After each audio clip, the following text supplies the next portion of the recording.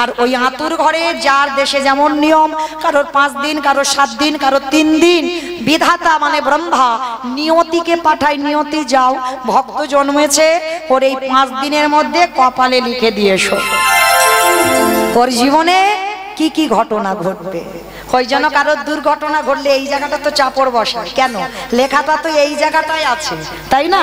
এই যে আজকের আমি বিদ্যাসাগর পল্লীতে কীর্তন গাইব আর আপনারা শুনবেন, এটা যেদিন আমার মার করে আমি ঘুমাচ্ছিলাম সেদিন আমার লেখা হয়ে গেছে, আর আপনারা যেদিন ঘুমাচ্ছিলেন আপনাদের কপালে লেখা হয়ে গেছে।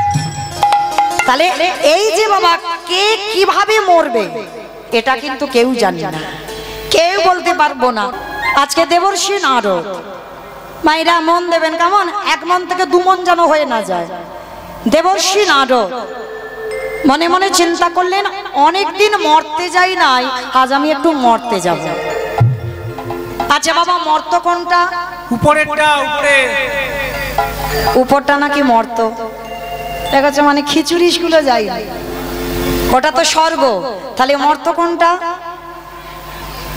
আবার নিচে বললে ভুল হবে, ওটা তো পাতাল। যেটাই বসে আছো, যেটাই বসে আছো এটা হচ্ছে মর্তধাম।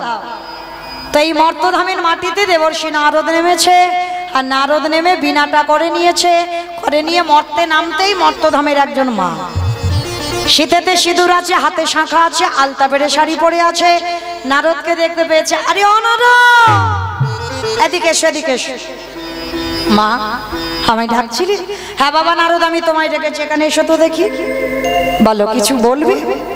নারদ আমার মনে অনেক দিন ধরে একটা প্রশ্ন, যারা যারা ভগবানকে ডাকে, যারা যারা ভগবানকে ভালোবাসে, যাদের ভগবান কত প্রাণ, যা কিছু কর্ম করে সব ভগবানের উপরে ভরসা করে করে, নারদ সেই ভক্তে শেষ পরিণতিটা কি হয়? কি মায়েরা খুব দামি প্রশ্ন করেছে কিন্তু মর্তধামের মা নারদকে, যে নারদ যারা যারা ভগবানকে ডাকে বা সেবা করে পূজা করে তার শেষ জীবনের গতিটা কি হয়? কথাটা শ্রবণ করে দেবর্ষি নারদ বলে বলেন, ও মা তোমার এই প্রশ্নের উত্তর আমার তো জানা নেই। সে কি, তুমি ভগবানের কাছে থাকো, নারায়ণের নাম কীর্তন করো, আর তুমি জানো না? বলে না মা, তবে হ্যাঁ তুমি একটু দাঁড়াও, আমার বাবার কাছ থেকে উত্তরটা নিয়ে তোমাকে বলে যাব। নারদের বাবাটাকে চতুর্মুখী ব্রহ্মা,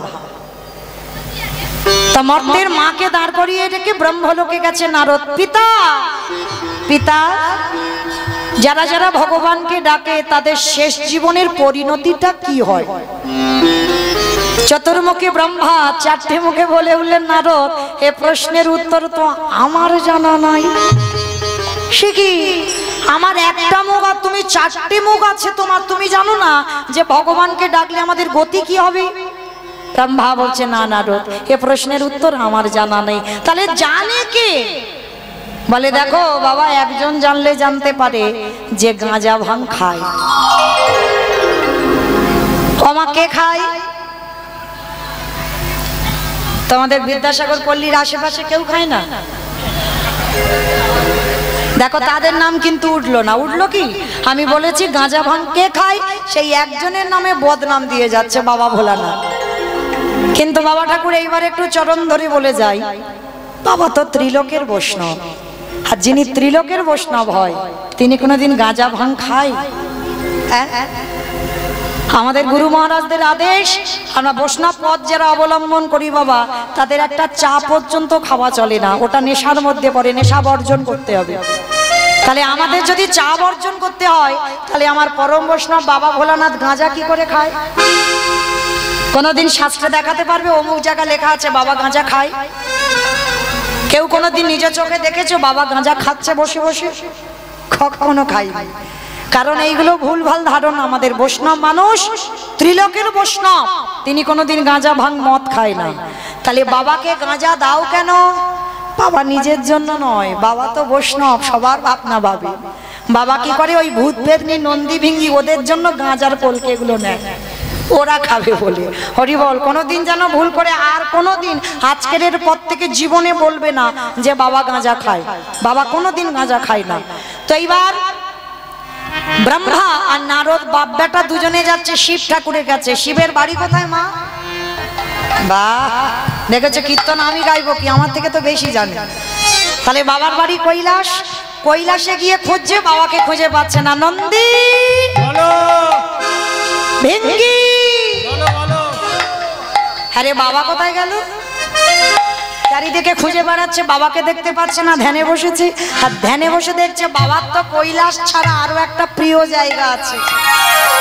বলো তো কোন জায়গা? শ্মশান। বা শ্মশান। তাই বা ধ্যানে দেখছে নারদ আর ব্রহ্মা বাবা কৈলাস ছেড়ে শ্মশানে ঘুরছে। আর একটা প্রশ্নের উত্তর দাও তোমা দেখি, শিব ঠাকুরের বাহনটা কি? কাঠবেড়ালি। দেখেছো কি মা? ষাঁড়। বাহ, মানে বৃষ মানে ষাঁড়। তাই বা ধ্যানাযোগে বসলো, আর ধ্যানাযোগে বসে দেখছে বাবা কি করছে জানো? বাবা ঘুরে বেড়ায় ষাঁড়ের পিঠে।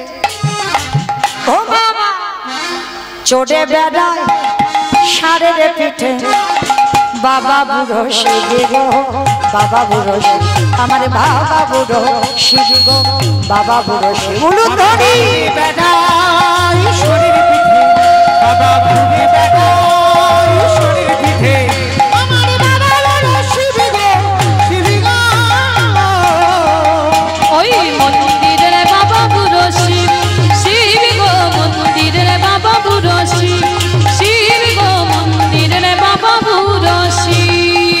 শ্মশানে মশানে থাকে ছাই মস্ত গায়ে মাখে, শ্মশানে মশানে থাকে ছাই অংশ গায়ে মাখে, শ্মশানে মশানে থাকে ছাই মস্ত গায়ে মাখে, শ্মশানে মশানে থাকে ছাই অংশ গায়ে মাখে। হরি বলে বলে গো, হরি বলে বলে, হরি বলে বলে গো, হরি বলে বাবা বলে। ছুটে বেড়াই শরীর পিঠে, নিতাই গৌর হরি আমার বাবা বড় শিব গো, শিব গো। ওই মন্দিরের বাবা বুড়ো শিব, শিব গো মন্দিরের বাবা বুড়ো শিব, শিব গো মন্দিরের বাবা বুড়ো শিব। নারায়ণ নারায়ণ। নারদ মুনি গিয়ে দাঁড়িয়েছে বাবা ভোলানাথের কাছে। হে ভোলানাথ, আমার বাবা উত্তর দিতে পারছে না, আমি পাচ্ছি না, তোমার কাছে ছুটে এসেছি, তুমি বলো যারা যারা ভগবানকে সেবা পূজা ভক্তি করে তার শেষ জীবনের গতি কি হয়? করজোর করে বলে উঠলেন বাবা ভোলানাথ, নারদ এ প্রশ্নের উত্তর তো আমার জানা নাই। শিখি আমি জানি না, আমার বাবা জানে না, তুমি শিব জানো না, তাহলে জানে কে? বলে একজন জানলে জানতে পারে যে নামের নাম। নামের নামিটাকে ভগবান, যার নাম আপনারা শুনতে বসেছেন, আমি যার নাম গাইছি সে ব্যাটা তো নিশ্চয়ই জানে কীর্তন গাইলে কি হয়, কীর্তন শুনলে কি হয়, ভগবানের জন্য ভালোবাসলে, ভগবানকে সেবা করলে কি হয়। তা বলে চলো আজকের আমরা তিনজনে তার কাছে যাই। বলে চলো। বৈকুণ্ঠপতি নারায়ণের কাছে গেছে কে? নারদ, ব্রহ্মা, বাবা ভোলানাথ। প্রভু হে দয়াময়, যারা যারা তোমার ডাকে তোমার ভালোবাসে তাদের শেষ জীবনের গতিটা কি হবে? ভগবান মুচকি হেসে বলছে নারদ হে প্রশ্নের উত্তর তো আমার জানা নেই। হাই ভগবান, তোমার নাম জগতে জীব শুনে গায়, তুমি জানো না যে তোমার ডাকলে কি হয়? বলে না, আমি জানি না, তবে হ্যাঁ তোমার এই প্রশ্নের উত্তর জগতে তারাই দেবে। বলে ঠাকুর কারা? সেই জন্য তো তোমার কাছে আসা, বলো সে কে? বলে যারা আমার নামে ভালোবাসে, যারা শয়নে স্বপনে নিদ্রায় জাগরণে, যারা কৃষ্ণ ছাড়া আনে জানে না, যাদের কৃষ্ণগত প্রাণ, কৃষ্ণ ধ্যান, কৃষ্ণ জ্ঞান, কৃষ্ণ চিন্তা, সদাই মনে প্রাণে কৃষ্ণ ভাবনা, যারা জীবনে কৃষ্ণ ছাড়া আনে জানে না, এই জগতে তাদের কাছে যাও, তোমার উত্তরটা পেয়ে যাবে। ঠাকুর তোমার মাথা খারাপ, তুমি যে ভক্তের নমুনাগুলো দিলে ও লাখ লাখ পাওয়া যায়, কোটি কোটি পাওয়া যায়। কি মায়েরা আপনারা ভক্ত নন? আমি ভক্ত নই? আমার সম্প্রদায় যারা দাঁড়িয়ে আছে বসে আছেন আমরা সবাই তো ভক্ত। তাহলে এতজন ভক্ত আমরা এখানে উপস্থিত আছি, একজন ভক্ত বলতে পারবে যে আমার শেষ জীবনের পরিণতিটা কি হবে? কেউ বলতে পারবে না। তা নারদ বলছে, ঠাকুর তুমি নির্দিষ্ট করে বলো তো দেখি কার কাছে গেলে উত্তরটা পাবো। তা নারদ মুনির কথা শুনে ভগবান বলছে, বেশ চলো, আমারও অনেকদিন যাওয়া হয়নি ভক্তের বাড়িতে। ঠাকুর কোথায় যাব? বলে শোনো, আমরা মর্তের মাটিতে যাব। তা নারদ মুনি খিলখিল করে হেসে উঠেছে, ঠাকুর মর্ত? ওরা তো শুধু খেতে যায় আর ঘুমাতে যায় আর মরতে যায়, ওইখানে তোমার ভক্তটা তো আছে। বলে নারদ, ওরা খাক ঘুমাক আর টিভি দেখুক, মোবাইলে গেম খেলুক, যাই করুক না কেন, কিন্তু মর্তের মাটিতে আমার এমন এমন ভক্ত আছে যাদের চরিত্র শ্রবণ করলে তোমার হৃদয়টা দুলে উঠবে। কারণ কলিযুগে সংসার ধর্ম বড় ধর্ম, এইটা মনে রাখতে হবে বাবা। সত্য ত্রেতা দাপরের মানুষরা সংসার না করে ও ধ্যান তপস্যা করে ভগবানকে পাওয়া সোজা। কারণ কোনো চিন্তা ভাবনা নেই তো, ছেলে বলবেন আমায় দাও, বউ বলবেন আমায় দাও, আত্মীয় পরিজনের কোনো অনুষ্ঠানে কিছু থাকাতে যেতে হবে না, কোনো খরচাপাতিও নেই, সংসারের কোনো চিন্তা ঝামেলা নেই, ও দিব্যি বসে বসে জঙ্গলে ভগবানের ডাকা যায়। কই কলিযুগে সংসার করে দেখাও। যার জন্য তো বাবা দেবর্ষি নারদ কলিযুগে শ্রীবাস পণ্ডিত হয়ে একটা পুত্র সন্তানের জন্ম দিল, যার নাম হলো কৃষ্ণদাস। বিয়ে করলো মালিনী নামে সুন্দরীকে, বিয়ে করে ঘোর সংসারী হয়ে কলিযুগে ভগবানের চরণ সেবা করলো। তবে একটা কথা, সংসার করো, সংসারের নিয়ম জানতে হবে। নিয়মটা কিরকম? ও মাইরা ঢেকি দেখেছো? ঢেকি এখনকার দিনে তো সব মেশিন হয়ে গেছে, কিন্তু তখনকার দিনে এই পৌষ সংক্রান্তিতে পিঠে পুলি হতো না, সব আমার বাবা মার আগে চাল কুটাতে যেত ঢেকিতে, তাই তো? চাল কুটাতে, ধান কুটাতে যেত তো। হ্যাঁ, এই ঢেকি ঢেকি যারা দেখেছেন ভালো করে চিন্তা করেন বাবা, যারা দেখেছেন তারা জানেন, একজন পাত দেয়, মানে দুইজন হলে ও পাত দেয়, তাই তো? আর একজন ঢেকির গড়ের কাছে বসে, আর গড়ের কাছে বসে একবার করে চালটাকে ঘুরিয়ে ঘুরিয়ে দেয়, তাই তো? দেখবেন যারা ঢেকি দেখেছেন অবশ্যই এগুলো হয়। তা যে ঢেকিতে পাত দেয় বাবা, তার শরীরে একটা তাল থাকা চাই, এই তালে তালে পাত দেয়। আর যেখানে গড়ে পড়ে, একজন গড়ের কাছে বসে চালটাকে বারে বারে ঘুরিয়ে দেয়। হঠাৎ ছেলে এসে বলছে, আমা স্কুলে যাব, তুমি আমার জামা প্যান্টটা কোথায় রেখেছো? বলে বাবা ওই আল্লাতে গুছানো আছে, আজকের আমার অনেকটা কাজ, তুই একটু পরে স্কুলে চলে যা। ছেলেকে বলল। একটু পরে স্বামী এসে বলছে, হ্যাঁ গো, আমি যে অফিসে বার হবো, রান্না বান্না করেছো নাকি চাল কুটাতেই আছো? বলে স্বামী দেখো, আজকের একটু পান্তা ভাত খেয়ে চলে যাও, আজ আমার অনেক সংসারের ঝামেলা, রান্না করে উঠতে পারিনি। এই যে কাজ করছে, কথা বলে যাচ্ছে আস্তে, এতগুলো কথা বললো। বলো তোমার এরা মনটা কোথায় আছে? একই গড়ের দিকে। কারণ যদি একবার ছেলের দিকে মন চলে যেত, যদি একবার মনটা স্বামীর দিকে চলে যেত, ঢেকিটা এসে হাতে পড়তো, আর হাতে পড়লে নিতাই গৌর হরি বল হরি। তাহলে সংসারে যারা করবে ওই ঢেকির মতো করতে হবে। কিরকম বাবা? যেমন ঢেকিতে চাল কুটাতে গিয়ে ওই মনটা রেখেছিল গড়ের দিকে, দেহটা রেখেছিল ছেলের স্বামীর দিকে। সংসারী জীবনে যারা আমরা ডুব দিয়েছি, দেহটা রেখে দিতে হবে স্বামীর ভজনের জন্য, কিন্তু মনটা স্বামীর ভজনের জন্য নয়, এই মনটা রেখে দিতে হবে গোবিন্দ সেবার জন্য। নিতাই গৌর প্রেমানন্দ। আর এইভাবে যদি তুমি সংসার করতে পারো, তোমার অচিরে কৃষ্ণ প্রাপ্তি হবে, তোমার অচিরে কৃষ্ণ প্রাপ্তি হবে। যদি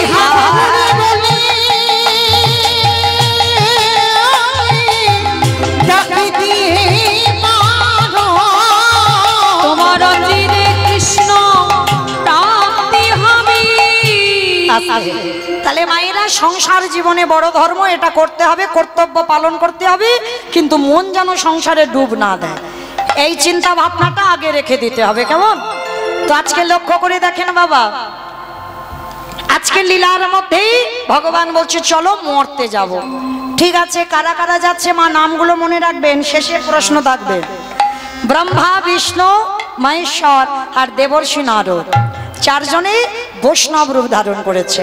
আর বৈষ্ণব রূপ ধারণ করে ভক্তের বাড়িতে যাচ্ছে মরতে। কোথায়? যারা বৃন্দাবন গেছেন বৃন্দাবনে বাবা এখন তো যমুনা নদীর উপর থেকে ব্রিজ হয়েছে, ব্রিজের উপর দিয়ে গাড়ি যায়, কিন্তু তখনকার সমাজে তখনকার দিনে ওই ব্রিজ নয়, নৌকাতে যাতায়াত। একাধারে মথুরা, একাধারে বৃন্দাবন। তাহলে ভগবান আসছে আজকের কোথায়? মথুরা জেলার অন্তর্গতে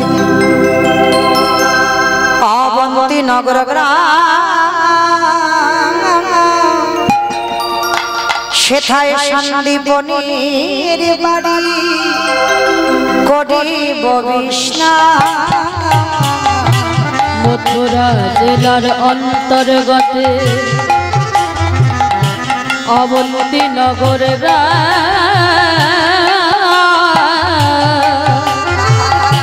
সেথা সন্দীপনীর বাড়ি করিব বিশ্রাম। যাব আমরা ভক্তের ঘরে, বলে যাব আমরা সেই ভক্তের ঘরে। বিশ্রাম লইবার তরে, বলে যাব আমরা সেই ভক্তের ঘরে। মথুরা জেলার অন্তর্গতে অবন্তী নগর গ্রাম। আর এই অবন্তী নগর গ্রামে একজন ভক্ত বাস করত, যার নাম ছিল সন্দীপনী মণি। এই সন্দীপনী মণি হলো কে জানো? ভগবান কৃষ্ণচন্দ্রের গুরুদেব। কৃষ্ণ, বলরাম, সুদামা এরা সবাই একসঙ্গে পড়াশোনা করে বড় হয়েছে। তো মায়েরা একটু এই দিকে খেয়াল রাখবেন, আনমন নয়। এই সন্দীপনী মণি কেমন ভক্ত ছিল দেখেন। প্রত্যেকটা দিন ব্রহ্ম মুহূর্তে ঘুম থেকে উঠত। ব্রহ্ম মুহূর্ত কাকে বলে? সূর্য উদয় 1 ঘন্টা 36 মিনিট আগে চেষ্টা করবে মা একটু ভোর ভোর ঘুম ভাঙতে। সংসারী মায়েরা তো, কারণ আমরা বুঝি না, জানি না, সে বেলা 8টা 9টা বেজে যায় না। মনে রেখো, ভজন সাধনের সঠিক সময় হলো এই প্রভাতকাল, এই ভোরের বেলা।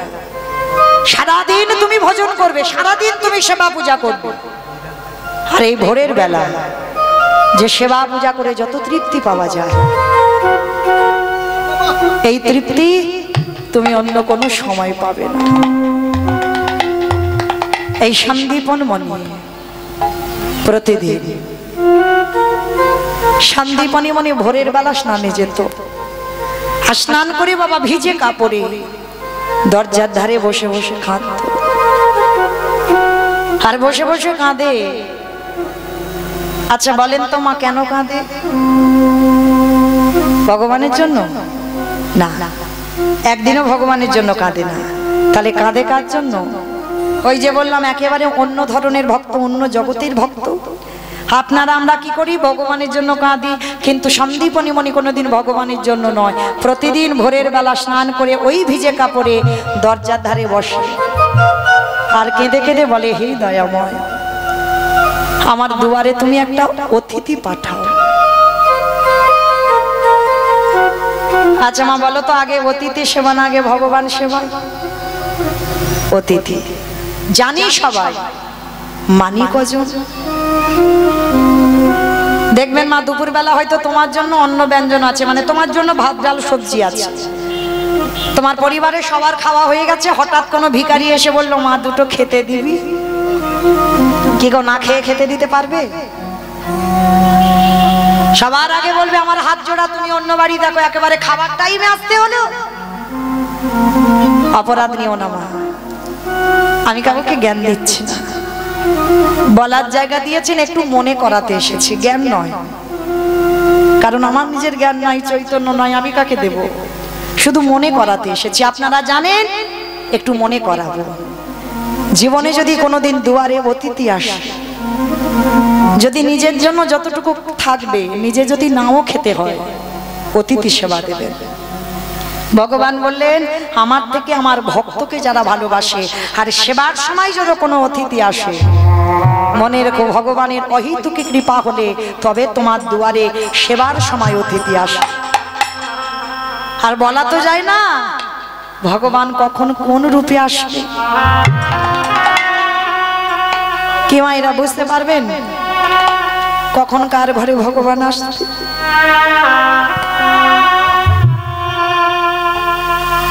ভগবান কোন রূপ ধরে আসবে বুঝতে পারবে না। আর ভগবানকে যদি দূর দূর করে তাড়িয়ে দাও, কোটি কোটি জন্ম মাথা ঠুকে কাঁদলেও তুমি আর কোনোদিন ফিরে পাবে না। তাই মনে রাখবে সর্বাগ্যে আগে অতিথি সেবা, তারপরে ভগবান। সে ভগবান সেবা যদি বন্ধ হয়ে যায় তা যাক, কিন্তু অতিথি সেবা। সন্দীপনী মনির দৃঢ় সংকল্প, প্রতিনিয়ত আগে অতিথি সেবা, তারপরে ভগবান সেবা, তারপরে নিজের সেবা। করজোর করে বললেন, হে বৈষ্ণব, আমি অনেক দিন ধরে বৃন্দাবনে ঘুরে বেড়াচ্ছি, কেউ কিচ্ছুটি খেতে দেয়নি, আমায় দুটো খেতে দিতে পারো? হায় রে, এই জায়গাটা একটু লক্ষ্য করে দেখেন, ভগবান যে বিশ্বের স্রষ্টা মালিক, যার কোনো কিছু অভাব নেই, সেই ভক্তের দরজায় এসে আঁচল পেতেছে। আবার যার ঘরে আঁচল পেতেছে বাবা, তার কাছে কিছু নেই। মনে রেখো একটা কথা, যার আছে তার বাড়ি ভগবান জীবনে যায় না, যার কিচ্ছু থাকে না তার ঘরেই ভগবান যায়। কেন? তারা তো ভগবানকে ভালোবাসতে জানে। আর ভগবানের কাছে যদি কোনোদিন চাইতে হয়, আমি বলে যাচ্ছি মা, একটা জিনিস চেও। মনে পড়ে গেল একটা গানের কথা, আমার এক দাদা ভাই আমার কাছে অনুরোধ রেখেছে এই গানটা, তা সেই দাদা ভাইয়ের জন্য গানটা গাইতে হচ্ছে।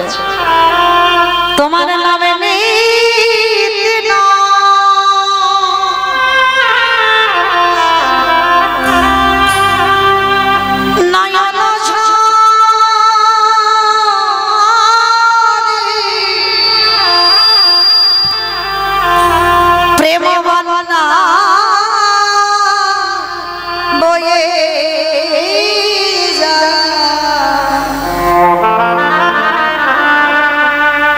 ভগবানের কাছে কি চাইলে দেখো, দয়ালে চিরকানা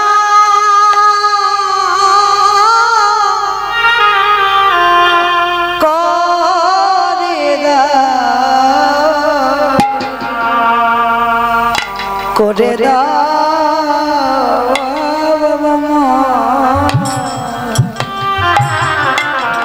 তোমার নামে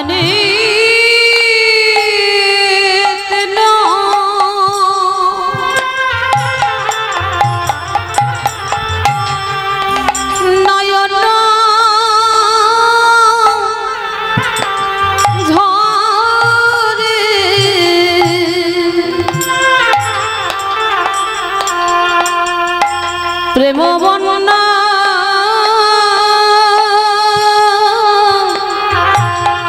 বয়ে যায়,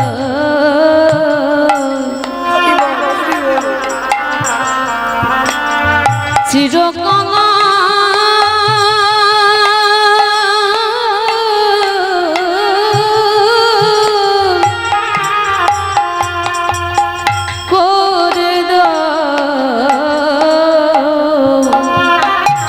করে দাও আমার।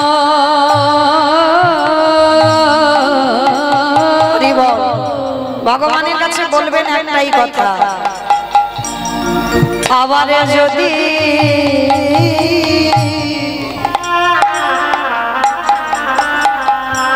আসি দয়া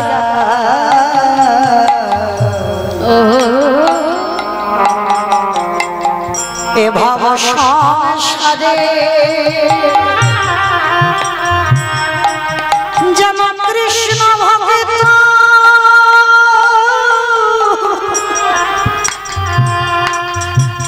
মায়ের গর্ভে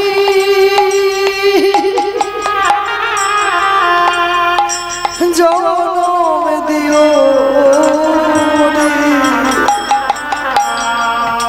আবার যদি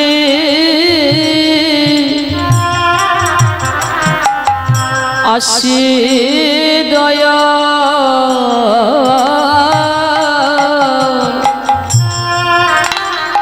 এ ভব সংসারে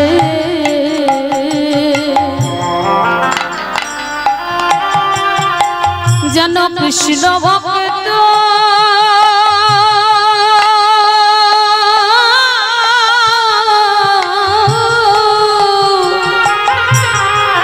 মায়ের গর্ভে জন্ম দেওয়া মারে অদয়ালুচি হয়ে দয়ালের সুচি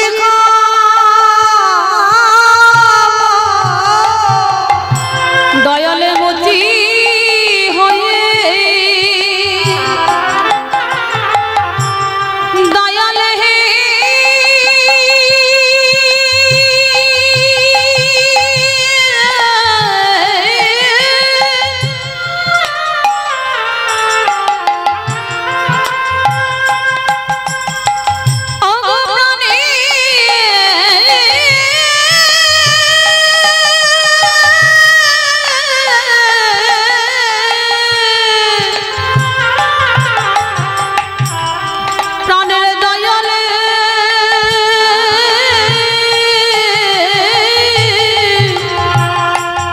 দয়ালে মতি হয়ে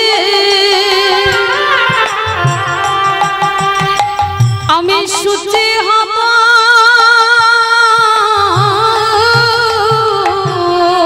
আমার মনে যদি অনুরাগী চিরকাল করে দাও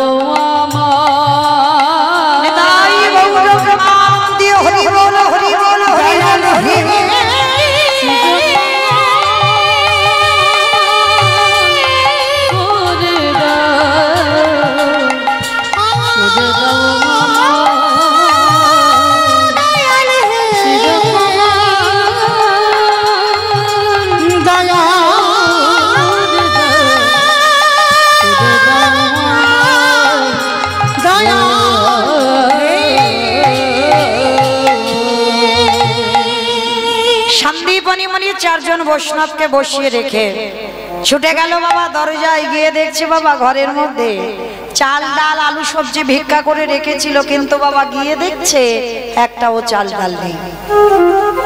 গেল কোথায়? যে করে আমার আশ তারে করি সর্বনাশ। এই জায়গাটাই ভুল। যে করে আমার আজ তারে করি সর্বনাশ নয়। আপনারা বিশ্বাস করেন ভগবান ভক্তকে সর্বনাশ করে?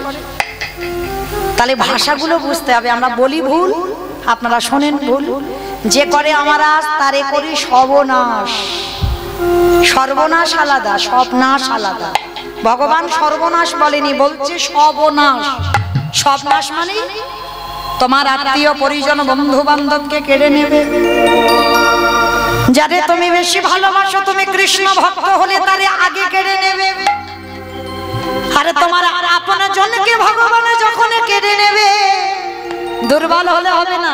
গেছে গেছে, কিন্তু ঠাকুর তোমার চরণ ছাড়াই আমি হব না।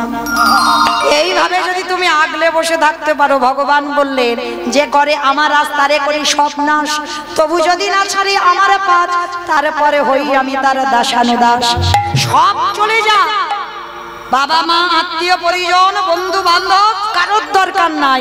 ঠাকুর তোমার চরণ ছাড়া দয়াল করো না গো। আমি ওই চরণ ছাড়া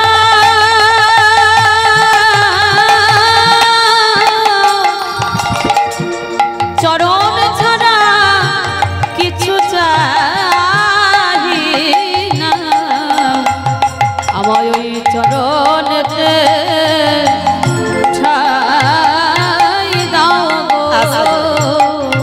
এইবার লক্ষ্য করে দেখেন বাবা, সন্দীপনী মণি গিয়ে দেখছে হাড়িতে চাল নাই। আর সন্দীপনী মণির একটা ছোট্ট 5 বছরের বাচ্চা আছে, যার নাম বটু বলে ডাকতো। ডাক দিয়েছে, অবটু বটু যেই না বটু বলেছে বাবা, ছোট বাচ্চা তো 5 বছরের ছেলে ছুটে এসেছে, বাবা বাবা আমায় ডাকছিলি? হ্যাঁ রে খোকা দেখেছি। হ্যাঁ রে বাবা, হাঁড়িতে চাল ডাল ছিল। কই না তো বাবা, আমি জানবো কি করে? সে কি, তাহলে চাল ডালটা গেল কোথায়? করি বল, অপরাধ নেবেন না। আমি একটু আমার মায়েদের কাছে একটা কথা নিবেদন করি। আমি কীর্তনের শেষে আপনাদের জন্য একটু দাঁড়াবো, তখন আমার ভিক্ষার ঝোলাতে আপনারা গোবিন্দ সেবার জন্য ভিক্ষা দেবে, কিন্তু কীর্তন চলাকালীন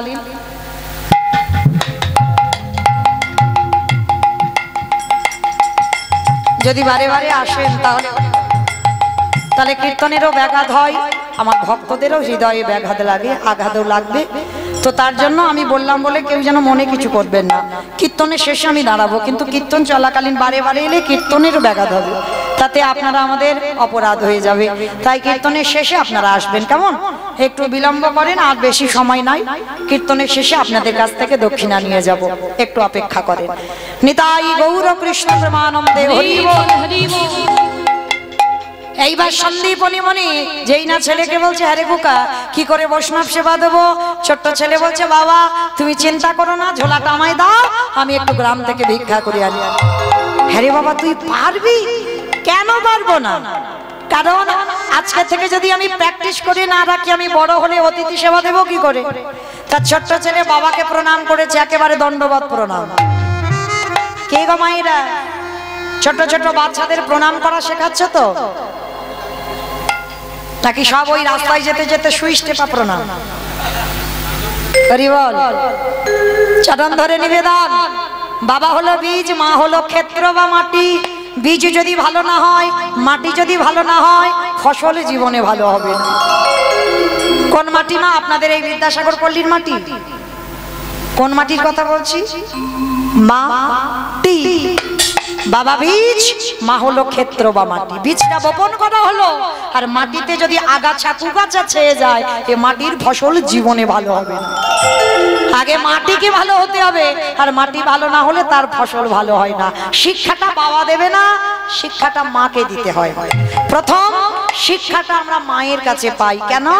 জন্মেই মায়ের কোলে বসি, মায়ের কোলে বড় হই, মা শেখায় ওটাই তোর বাবা। তাহলে মা যাকে দেখিয়ে দেয়, ছোট্ট ছেলেটা কিন্তু মেনে নেয় ওটা আমার বাবা। যদি অন্য কাউকে দেখে, ছেলে সেটাই কিন্তু মেনে নেবে ওটাই আমার বাবা। মায়ের শিক্ষাটা আগে শিক্ষা।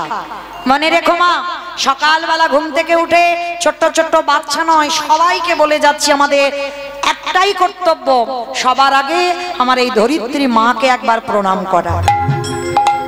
মাটিকে একবার প্রণাম করতে হবে। সকালবেলা ঘুম চোখ খুলে বিছানা থেকে যখন পাটা দেবে, পাটা প্রথমেই আমার মায়ের বুকের উপরে নয়, প্রথম হাত জোড়ো করে, কোনো মন্ত্র নয়, একবার করজোর করে বলো, মা সকালবেলা হলে তোমার এই বুকের উপর আমরা মলমূত্র ত্যাগ করি। সকালবেলা হলে তোমার এই বুকের উপর দিয়ে কত ট্রেন ট্রাম গাছ, কত বাড়ি গাড়ি লরি যাচ্ছে, প্রতিনিয়ত কর্ম এই মাটির উপরে। মা সকাল থেকে সেই রাত 12টা পর্যন্ত তোমার বুকে পা দিয়ে আছি, কৃপা করে তুমি নিজের সন্তান মনে করে ক্ষমা করে দিও। ভগবান বললেন, এইরকম চরিত্র যদি কারোর হয়, সেটা যদি কৃষ্ণ বলে কাঁদতেও ভুলে যায়, তাকে আমি সারা জীবন কৃপা করতেই রাখবো। কারণ আগে এইগুলো দেখতে হবে। ছোট ছোট বাচ্চাদের শেখাবেন মা, স্নান করে তুলসী গাছে জল দেওয়া শেখাবেন। এত এত বই পড়ছো, কিন্তু তার মধ্যে দিয়ে এক পাতা, ছোট গীতা এক পাতা হলেও ছেলে মেয়েদের শেখাও যে গীতা একটু পাঠ কর, ভাগবত যদি থাকে ভাগবত একটু শ্লোক পাঠ কর। এই শিক্ষাগুলো দেবে কে? বাবা নয়, বাবা তো কর্মে ব্যস্ত, শিক্ষাগুলো মা দেবে। এই শিক্ষাই যদি তুমি শিক্ষিত করতে পারো সন্তানকে, শুধু লেখাপড়ার ডিগ্রি নয়, তাকে আধ্যাত্মিক চেতনা যদি দিতে পারো, সেই সন্তান 10 জনের একজন হয়ে দাঁড়াবে। নিতাই গৌর প্রেমানন্দে। কারণ ডিগ্রি তৈরি হলে লাভ নাই, এই শিক্ষাগুলো দিতে হবে। তো আজকে লীলাতে ছোট্ট ছেলেটা শিক্ষাটা দেখেন কেমন। বাবা অতিথি সেবা দেবে, চাল ডাল নেই, 5 বছরের বাচ্চা বাবাকে প্রণাম করে বাবার কাছ থেকে ঝোলাটা নিয়েছে। পাশে আছে ভগবানের মন্দির, ভগবানের কাছে গিয়ে জানাচ্ছে, প্রভু আমার জন্য নয়, আমার বাবা মার জন্য নয়, আমি যাচ্ছি বৈষ্ণব সেবার জন্য ভিক্ষায়। দেখো আমি যেন চাল ডাল পাই। ভগবান ওদের বাড়িতে বসে মাথায় হাত দিয়ে বসেছে, হায় হায় হায় হায়, এলাম ওর বাবাকে পরীক্ষা করতে, ওর ছেলে এখন বাধা হচ্ছে, তাহলে ছেলেকে একটু ঘষে মেজে নিতে হবে। তাহলে কি করব? ভগবান নিজের দেহে থেকে একটা বটুর মূর্তি বের করেছে। কিরকম পরীক্ষা নিচ্ছে দেখো ভগবান। আর বটু সেজে গোটা গ্রাম ভিক্ষা করে নিয়ে চলে এসেছে। আচ্ছা বলো তো মা, আপনাদের এই গোটা গ্রামে এই যে বিদ্যাসাগর পল্লীর যত বাড়ি আছে, সব বাড়িতে যদি একটা ছেলে 5 মিনিট আগে ভিক্ষা করে নিয়ে আসে, আবার যদি ওই ছেলেটা 5 মিনিট পরে যায়, দেবেন মা ভিক্ষা তাকে? মেরে তাড়া করবে না? তাই এক্ষুনি তো তুই ভিক্ষা নিয়ে গেলি, আবার এসেছিস। ভগবান কিরকম ছেলেটাকে পরীক্ষায় ফেললো দেখে। নিজে ভিক্ষা করে নিয়ে চলে এসে ওদের বাড়ির দিব্যি বসে আছে। আর এ ছোট ছেলে তো জানে না, ভগবানের কায়দা বুঝতে পারেনি। নিজে কি করেছে, ভিক্ষার ঝোলাটা নিয়ে বাবাকে প্রণাম করে, ভগবানকে প্রণাম করে আজকের ভিক্ষায় বেরিয়েছে। কৃষ্ণ ছাড়া কে যাচ্ছে আমার, বিশ্ব চরাচর মাঝে, বিশ্ব চরাচর মাঝে, কৃষ্ণ ছাড়া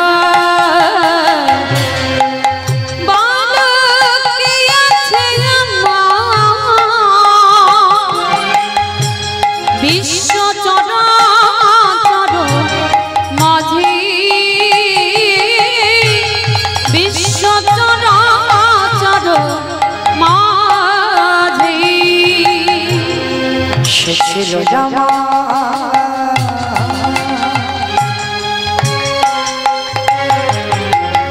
দুঃখ সুখে বন্ধু, সে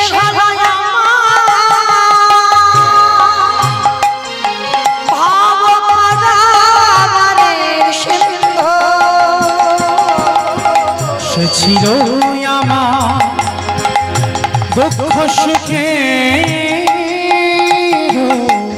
বন্ধু, সে হলো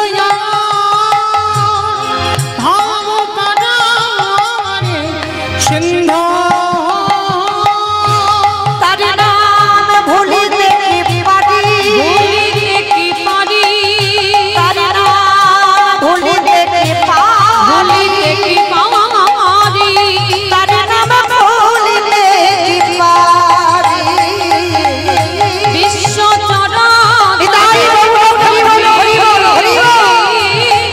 বিশ্ব চরাচর মাঝে, দেখা দি দেখা দি। যেই না ব্রজমাদের দরজায় গেল, সমস্ত ব্রজমাইরা ছুটতে ছুটতে এসে ছেলেটাকে দেখে বলে নাই, সকালবেলা তোর বাবা ভিক্ষা করে নিয়ে গেল, তুই 5 মিনিট আগে ভিক্ষা করে নিয়ে গেলি, আবার তোর বাবা তোকে পাঠিয়েছে, দেখাচ্ছে মজা তোর দাঁড়া। সবাই মিলে বেতের বাড়ি দিয়ে ওই ছোট্ট বাচ্চাকে বেত্রাঘাত, দূর হয়ে যা, বেরিয়ে যা, দূর। কৃষ্ণ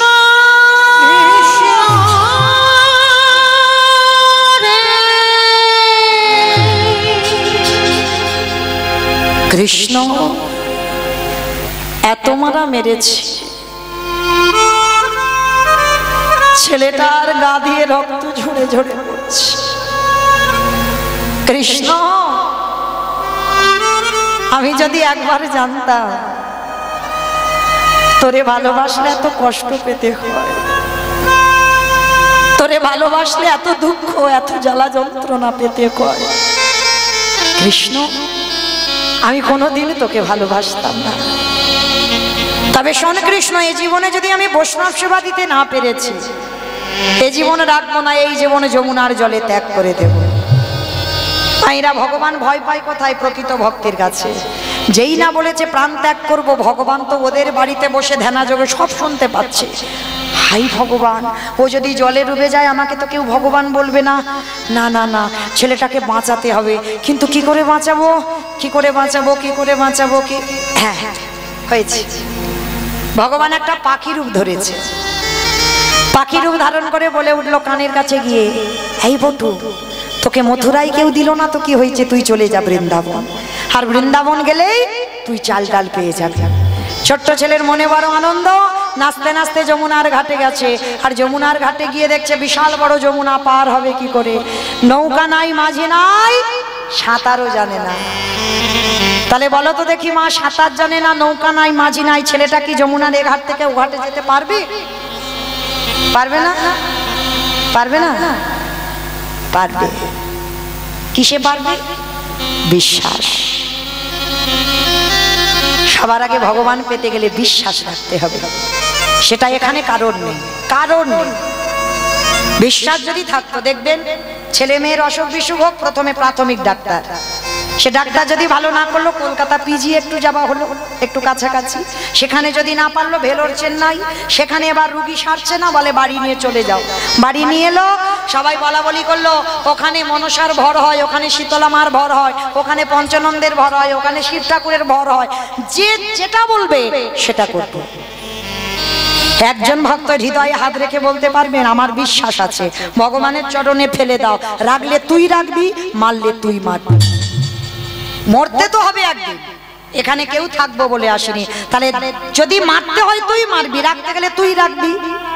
জগতের ডাক্তার জীবনে ভালো করে না রোগী, ভালো কে করে? ডাক্তার, তারে ডাকতে হবে। সে যদি ভালো করায় তবেই তুমি ভালো হবে, তবে তোমার সন্তান ভালো হবে, তোমার পরিবারে কেউ অসুস্থ হলে ভালো হবে। ডাক্তার প্রাথমিক জগতের ডাক্তার নয়, যদি তাকে ডাকার মতো ডাকা যায় সেই পারবে মানুষ ভালো করতে। তাহলে বিশ্বাস নেই, তাই তো কৃপা হয় না। ছোট্ট ছেলেটা সাঁতার জানে না, নৌকা মাঝি নাই, রাত হয়ে গেছে, বড় যমুনা, পার হবে কি করে? কৃষ্ণ শুনেছিলাম ছোট্টবেলা থেকে বাবা বলতো, বিপদে পড়ে যারা যারা ভগবানের চরণ ধরে তুই নাকি পার করে দিস, চল ডুবি দিলে তুই ডুবি দিবি, আর আমাকে বাঁচালে তুই বাঁচাবি, চল দেখি কি হয়। চোখ দুটো বন্ধ করে গট গট করে জলে নেমে যাচ্ছে, সাঁতার জানে না, গলা পর্যন্ত নেমে গেছে, আর একটু গেলেই ছেলেটা জলে ডুবে যাবে। বিশ্বাসটা কেমন দেখেন, চোখ দুটো বন্ধ করে বলছে, দয়ালে তোমার লীলা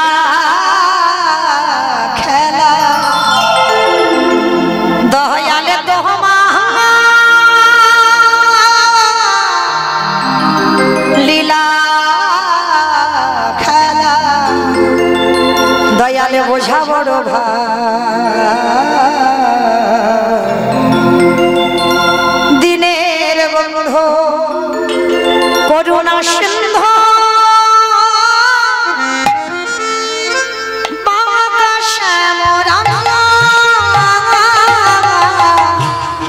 দয়ালে বন্ধু করুণা সিন্ধু,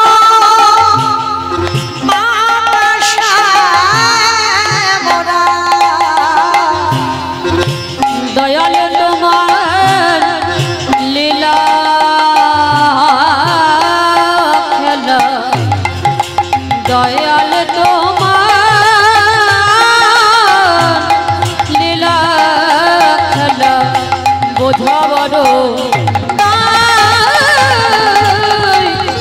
দয়ালে বন্ধু করুণা সিন্ধু, পাশে মোরা,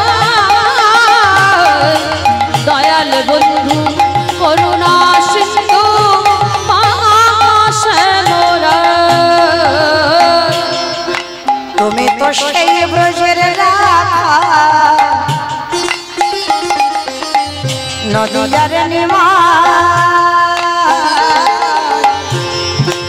বিষ্ণু প্রিয়ার বুকের ধাম, যশোদার জীবন, ও দয়া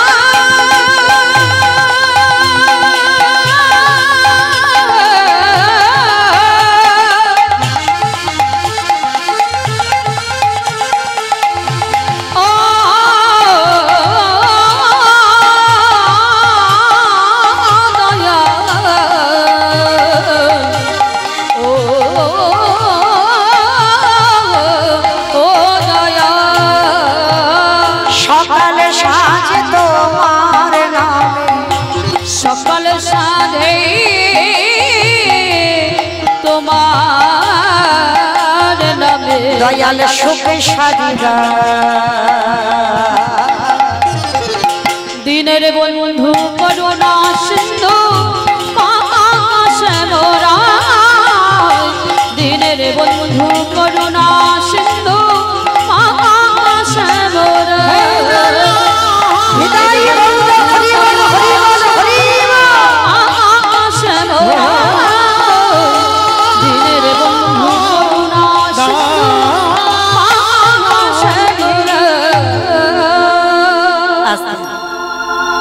ছোট্ট ছেলেটা চোখটা খুলেছে, মা যমুনার এ ঘাট থেকে ও ঘাটে চলে গেছে। কৃষ্ণ, তোর এত অহিতুকি কৃপা, তুই পার করে দিলি, তোর নামকে আশ্রয় করি। পূর্ণমাসীর ঘরে গিয়ে ভিক্ষার আঁচল পেতেছে, চাল ডাল আলু সবজি পুডলিতে ভর্তি করে দিয়েছে। ছেলেটার মনে বড় আনন্দ, যমুনা পার হলে বৈষ্ণব সেবা হয়ে যাবে। চাল ডাল পেয়ে গেছে ছোট্ট ছেলে, আর নাচতে নাচতে নাচতে নাচতে যমুনার ঘাটে এসে দাঁড়িয়েছে। ভগবান ওদেরই বাড়িতে মাথায় হাত দিয়ে বসেছে। হাই ভগবান, পরীক্ষা করলাম কিন্তু ছেলে তো দিব্যি জোগাড় করে ফেললো। না না, এত তাড়াতাড়ি আমি খাবো না, আর একটু ঘষে মেজে নিতে হবে। ভগবান কি করেছে জানো? জলের তলায় কুর্ম হয়ে বসে আছে। ওমা, কুর্ম মানে কি গো? কুমড়ো। কুমড়ো কুর্ম মানে নাকি কুমড়ো? কুমির নয়, কচ্ছপ। বাহ, কুমির মানে কচ্ছপ। আপনারা কি বলেন, কচ্ছপ না কাছিম? অনেক জেলার ভাষাগুলো একটু আলাদা। আমরা কচ্ছপ বলি, আবার অনেক জেলাতে বলে কাছিম। তো যেই কাছিম সেই কচ্ছপ। তো যাই হোক, ভগবান জলের তলায় চুপটি করে বসে আছে। আর ছোট ছেলে তো জানে না। আর কচ্ছপ যারা দেখেছেন পিঠটা একটু পিছল মতো। তো ছোট্ট ছেলেটা নাচতে নাচতে চাল ডালের পুডলিটা মাথায় আছে, আর নাচতে নাচতে নাচতে নাচতে পর তো পর বাবা পিঠের উপরে একেবারে পাট। আর যেই না পাটা পড়া, সঙ্গে সঙ্গে পা পিছলে বটু একেবারে জলে। আর যেই জলে গেল, মাথা থেকে চাল ডালের পুডলিটা জলে ডুবে গেছে। আর যেই না জলে ডুবেছে, মা ও কি আর পাবে? যেই পড়েছে, ভগবান ওদেরই বাড়িতে বসে সবগুলো খেয়ে ফেলেছে। ছোট্ট ছেলেটা গলা পর্যন্ত জলে দাঁড়িয়ে খোঁজাখুঁজি করছে, কোথায় গেল চাল ডালের পুডলিটা। সাঁতার জানে না, চিৎকার করে বলে বললেন, মা তোর এত লোভ, তোর এত লালসা, তুই আমার চাল ডালগুলোকে খেয়ে নিলি, বৈষ্ণব সেবা দিতে দিলি না। ঠিক আছে, এবার আমার জীবনটা তোর খেতে হবে, তৈরি হ। গলা পর্যন্ত জলে নেমেছে। ভগবান ওদেরই বাড়িতে ধ্যানে দেখতে পাচ্ছে। আরে ছেলেটা যদি সত্যি ডুবে যায়, আমাকে তো কেউ ভগবান বলবে না। দাঁড়াও, ছেলেটাকে বাঁচাতে হবে। কিরম ভগবানের চালাকি দেখেছো? একবার করে ছেলেকে বিপদে দিচ্ছে, আর একবার করে বাঁচাচ্ছে। ছেলেটাকে বাঁচাবো কি করে? ওরই বাবাকে ডেকেছে। হে মনিব, ওই দুধের বালক ভিক্ষাই গেল, কখন তো গেল, এখনো ফিরছে না, তুমি বাবা হয়ে খুঁজবে না? বাবা মনে মনে করছে, তাই তো, আমি তো হরি কথাই দিন কাটাচ্ছি। ছেলেটা যে গেল, এখনো তো ফিরছে না। ছোট্ট ছেলে রাস্তাঘাট ভালো চেনে না, সাঁতার জানে না।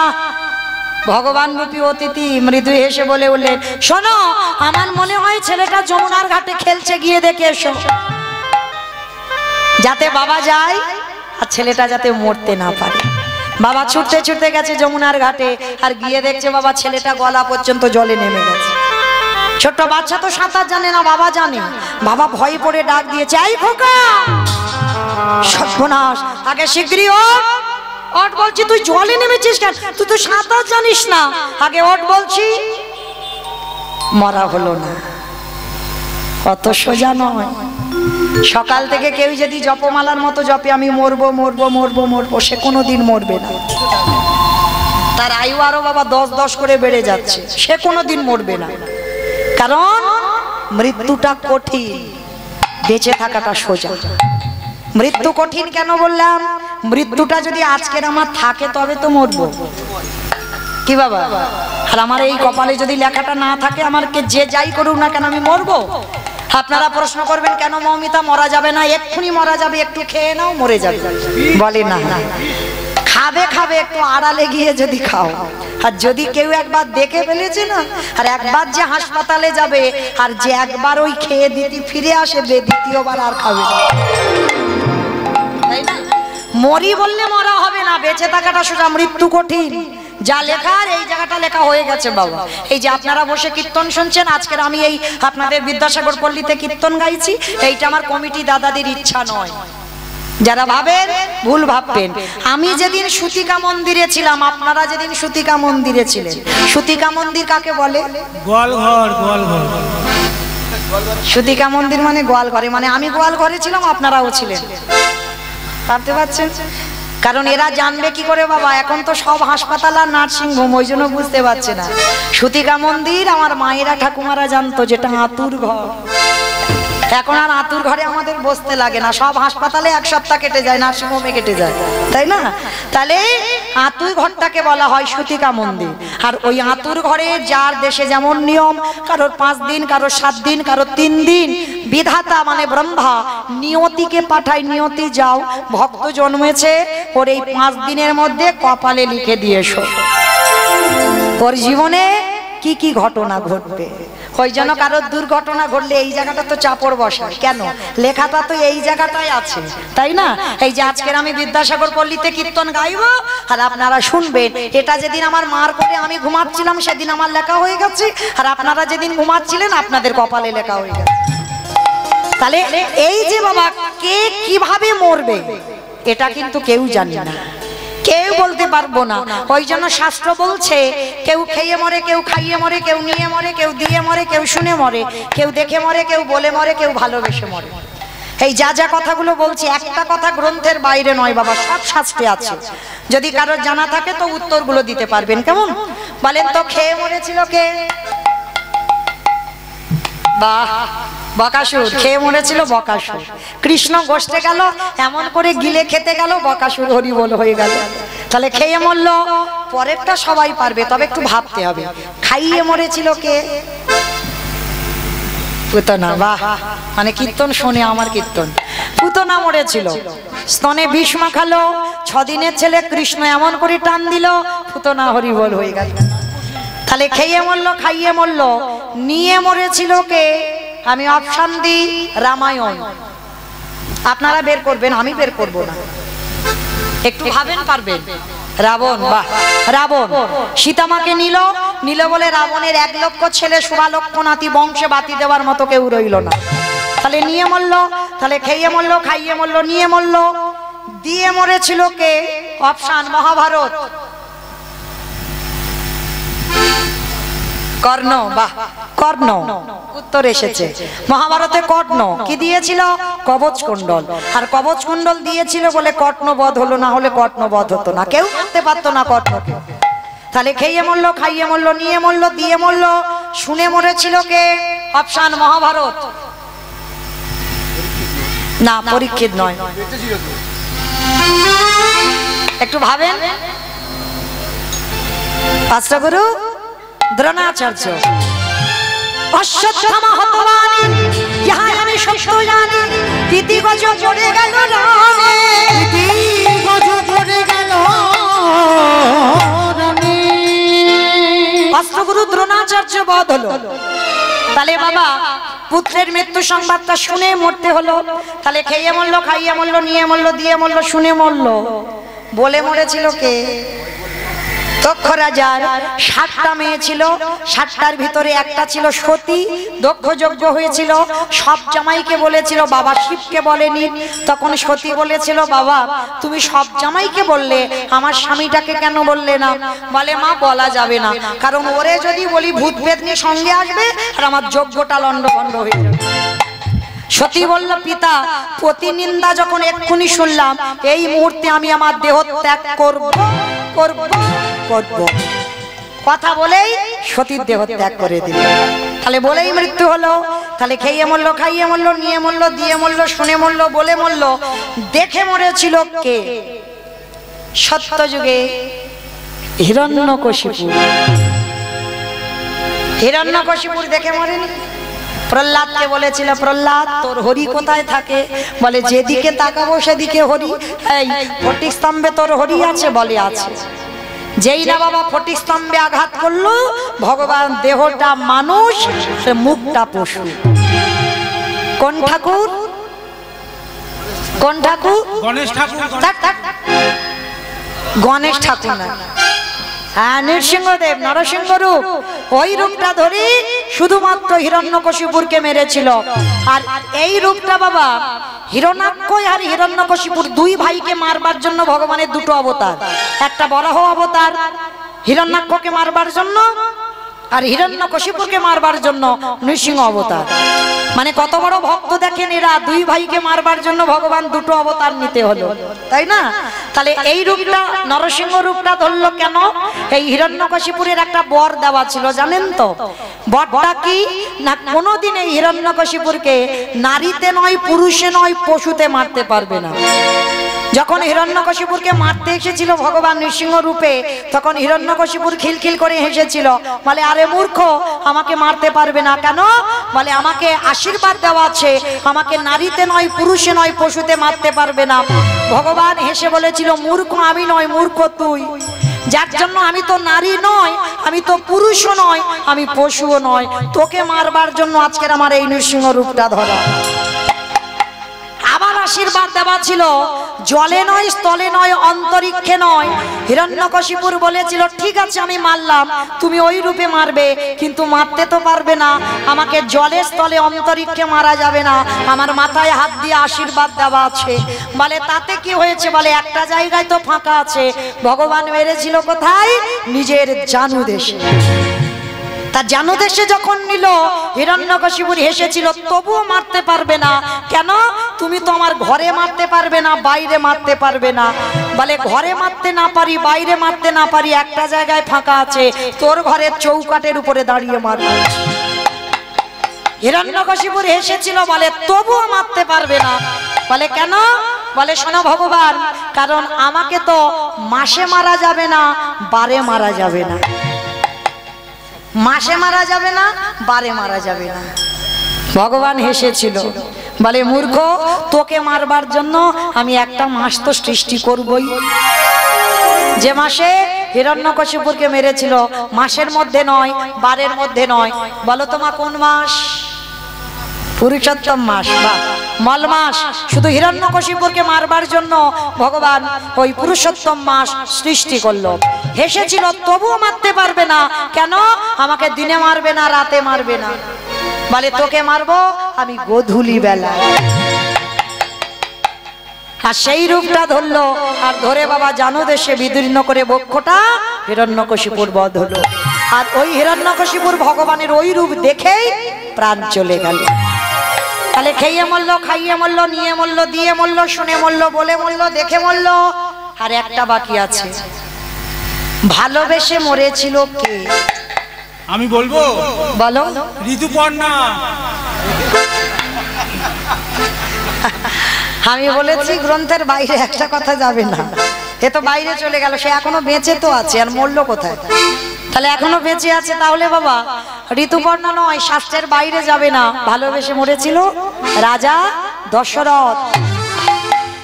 কাকে ভালোবেসেছিল? রামকে।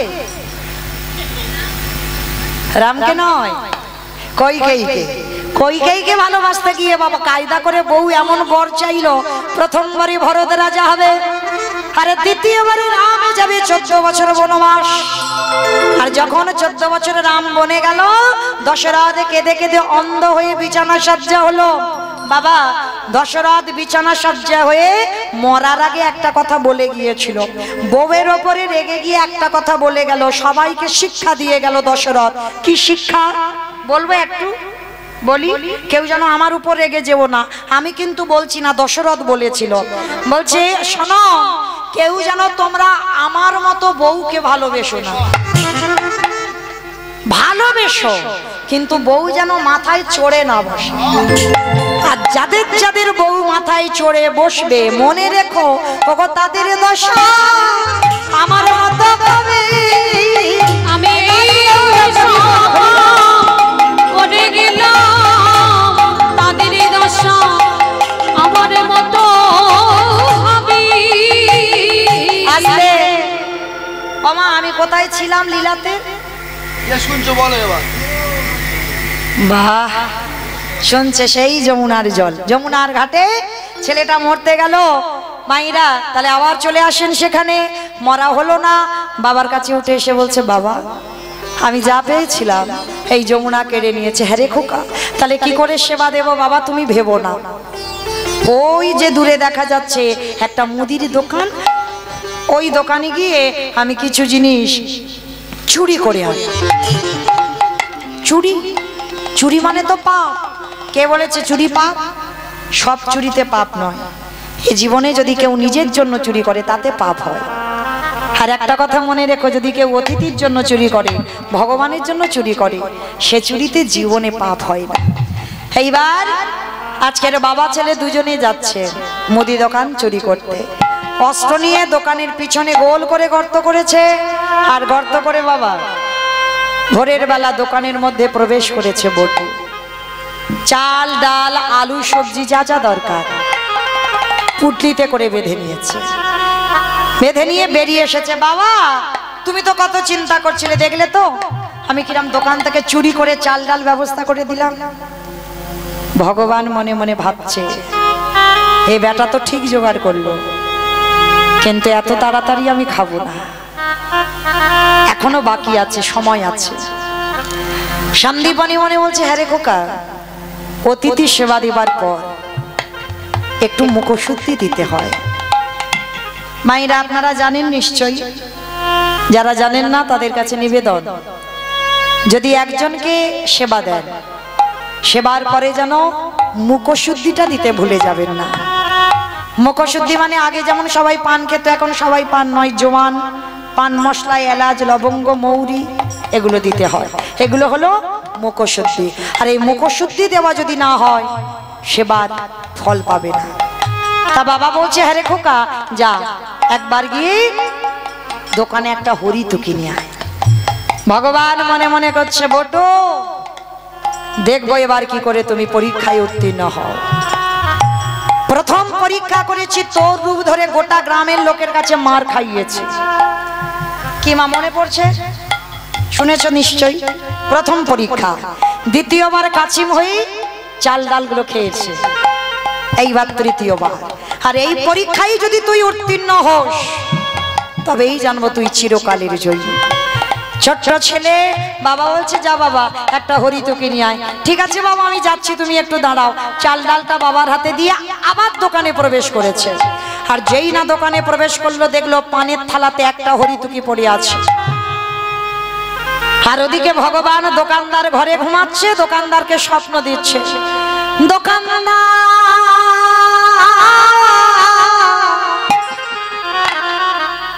তুমি এমন করে কালে নিদ্রায় ঘুমায়ো না, তুমি চেয়ে দেখো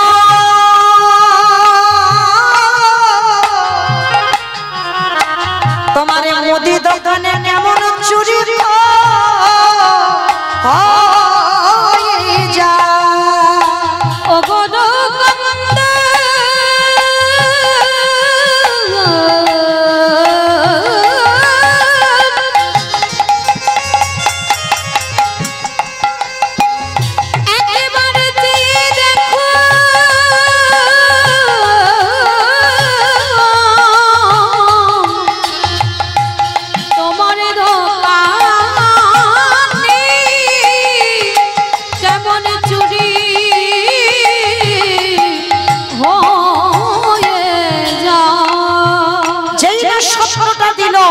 দোকানদারের ভোরের বেলা ঘুমটা ভেঙে গেল। আর সবে মাত্র ওই হরিতুকিটা নিয়ে যেতে যাবে, পাটা লেগে পানের থালাটা উল্টে পড়ে গেল। দোকানের মধ্যে একটা ঝনাত করে আওয়াজ হয়েছে, আর ওদিকে দোকানদারের ঘুম ভেঙে গেল। এই ওই তোমার দোকানে কোনো আওয়াজ হচ্ছে? আরে চোর চোর চোর চোর চোর বলতে বলতে দোকানদার দোকানে ঢুকছে। আর কান্না ভয় হয়, প্রাণের ভয়ে হরিতুকিটা নিয়ে সবে দুটো হাত আর মাথাটা গর্তের বাইরে বের করছে। আর দোকানদার এসে ছেলেটার পা দুটোকে চেপে জড়িয়ে ধরল। জীবনে কাল ঘনিয়ে এলো, তবু বাবাকে বুঝতে দিল না যে বাবা ধরা পড়ে গেছে। হাসি মুখে হরিতুকিটা বাবার হাতে দিয়ে বলছে বাবা তুমি যাও, ততক্ষণে রান্না বসাও, আমি যাচ্ছি। যতই হোক মা বাবা তো। বলো তোমার সন্তানের মঙ্গল অমঙ্গল কে বুঝতে পারে? সবার প্রথম মা। এই মা ডাকটা খুব ছোট ডাক গো, দেখবেন খুব ছোট ডাক, সব অক্ষর দুটো করে আছে, দেখবে মা ডাকটা একটা অক্ষর, কিন্তু মা নামে সুধা ঝরে, মা নামে সুধাক্ষরে, মা বড় সুধার সমান, ডাকিলে জুড়াই আইসে পড়ার। মা ডাকার সঙ্গে সঙ্গে হৃদয়টা দুলে ওঠে। মা শব্দটাই এমন। তার ছোট্ট ছেলেটা আজকের বাবাকে বলছে বাবা। হাত দুটার মাথাটা তো বেরিয়ে আছে, আর এদিকে পা দুটো দোকানদার ধরে ফেলেছে। বাবা বলছে হ্যাঁ রে খোকা বেরিয়ে আয়, আয় আমরা বাপ বেটা দুজনে এসেছিলাম চুরি করতে, আবার দুজনে ঘরে ফিরবো, আয়। আচ্ছা খোকা তোর কি কিছু হয়েছে? তুই তো কোনোদিন এত ঘামিস না, আজকের এত ঘামছিস কেন? আয় বাবা আমি হাত ধরছি, তুই বেরিয়ে আয়। ও বাবা তুমি যাও না, আমি একটু পরে যাচ্ছি, যাতে বাবা বুঝতে না পারে। কিন্তু বাবার মন কুঁকাইছে, কিছু একটা হয়েছে। খোকা সত্যি করে বল না বাবা তোর কি হয়েছে? বললাম তো কিছু হয়নি। সত্যি করে বল বাবা তোর কি হয়েছে? ছোট্ট ছেলেটা থাকতে পারলো না, বলে উঠল বাবা তুমি চলে যাও এখান থেকে, এক্ষুনি চাল ডালটা নিয়ে হরিতুকিটা নিয়ে চলে যাও, পালিয়ে যাও, কেউ যাতে দেখতে না পায়। কেন বাবা তুই এমন করে বলছিস? কারণ এরা যেভাবে আমায় টানাটানি করছে, যে কোনো মুহূর্তে এরা আমায় দোকানের ভিতরে টেনে নেবে। খোকা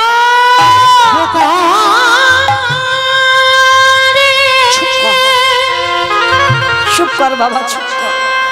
তুই মনে করে বলিস না আমি যে বাবা হয়ে সহিতে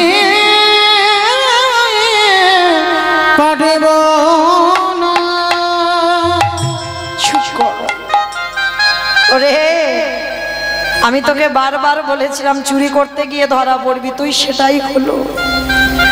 সকাল হলে আমাকে বলবে চোরের বাবা, এই অপবাদ আমি সইতে পারবো না। অমাইরা আর বেশিক্ষণ নয়, 10 মিনিট পরে আপনাদের ঘুমানোর বিছানা করে দেব। 10 মিনিট একটু সময় দেন। 10 মিনিট পর আমি আপনাদের চরণ থেকে চলে যাব, আপনাদের বিছানা করে দিয়ে।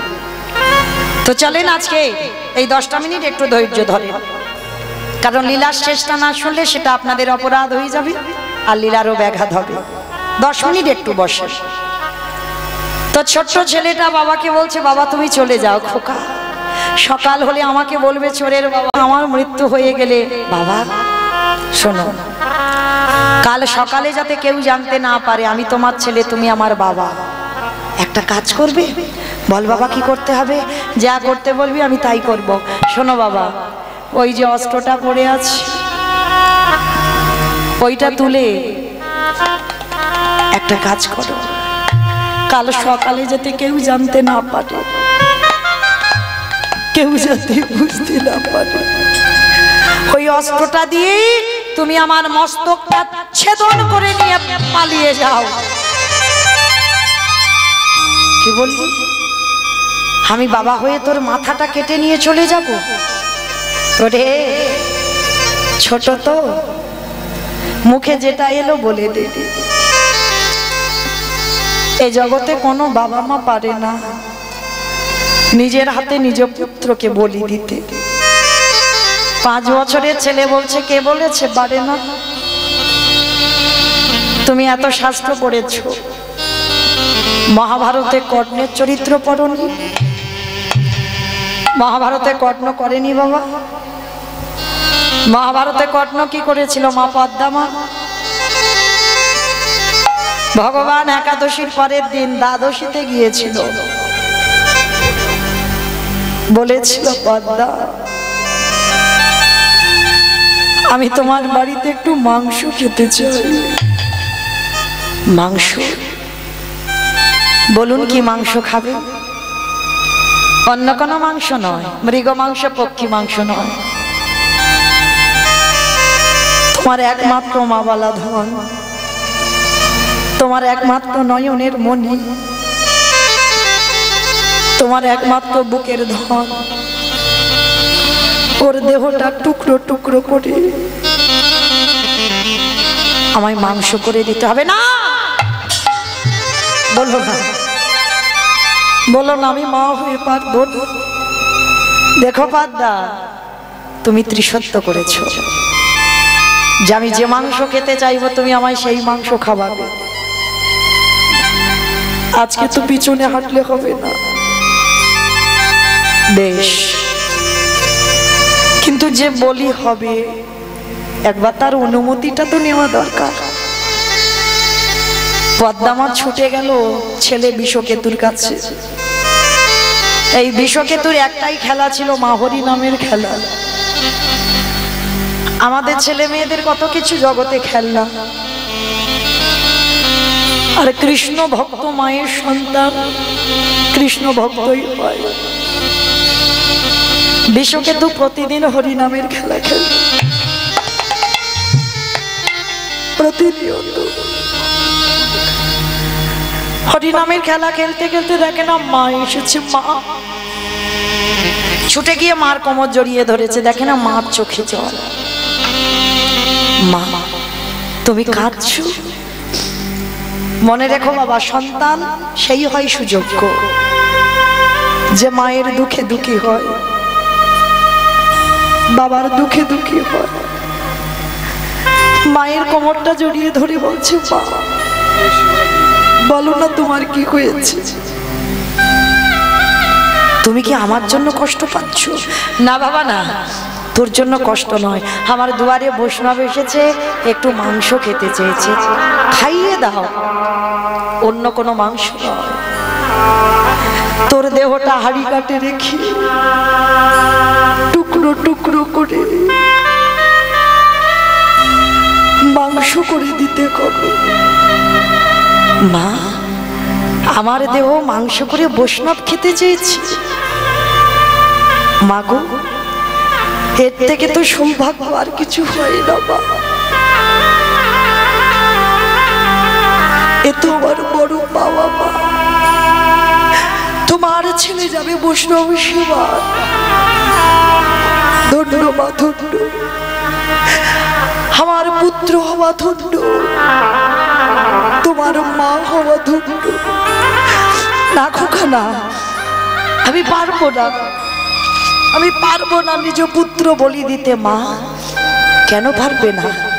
তুমি তো আমার গর্ভে থাকাকালীন বলেছিলে এই পুত্র যেন বৈষ্ণব সেবায় লাগে, তাহলে আজকের কেন তুমি ভেঙে পড়ছো? মা, হাসি মুখে আমায় বিদায় দাও, কারণ যদি তুমি কাঁদো আমার যাবার পথ পিছল হয়ে যাবে। তুমি হাসি মুখে বিদায় দাও। ছুটে গেল বন্ধুদের কাছে, বন্ধু বন্ধু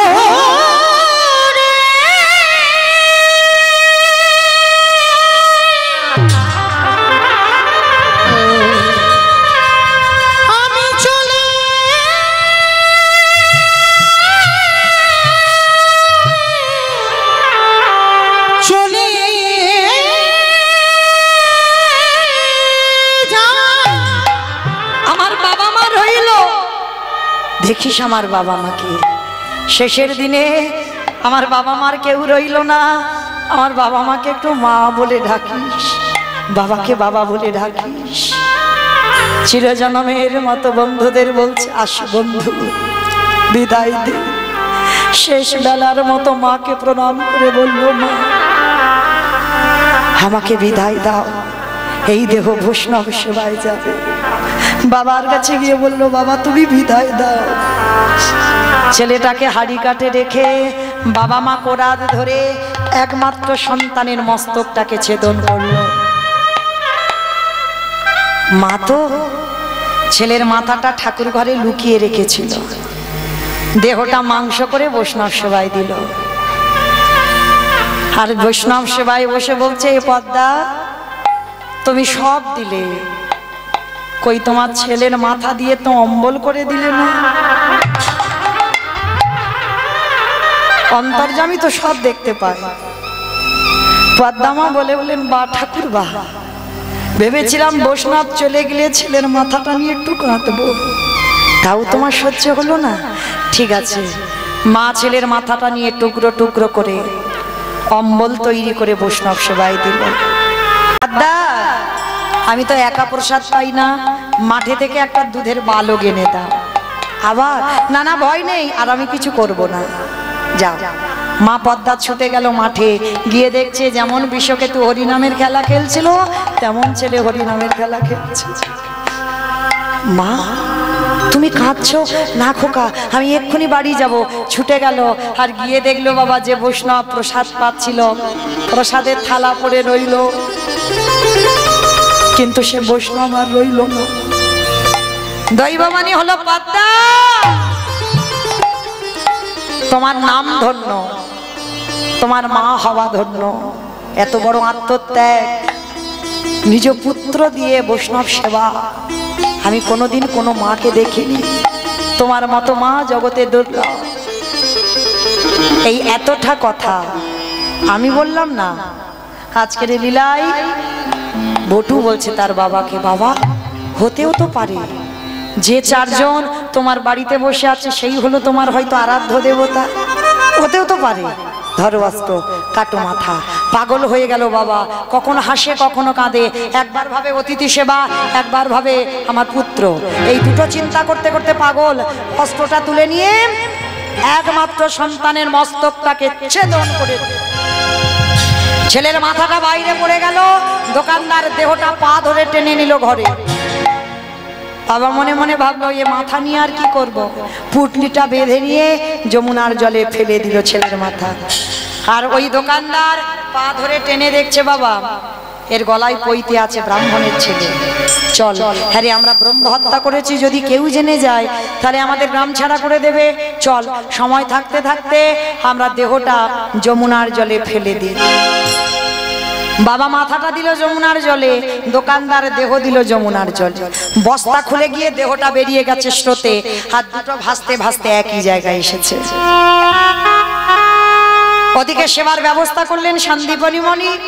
ভগবানের চোখে এলো জল, অতিথি রূপে তো বসে আছে। এত বড় আত্মত্যাগ, নিজ পুত্র বলি দিয়ে সে অতিথি সেবা দিচ্ছে।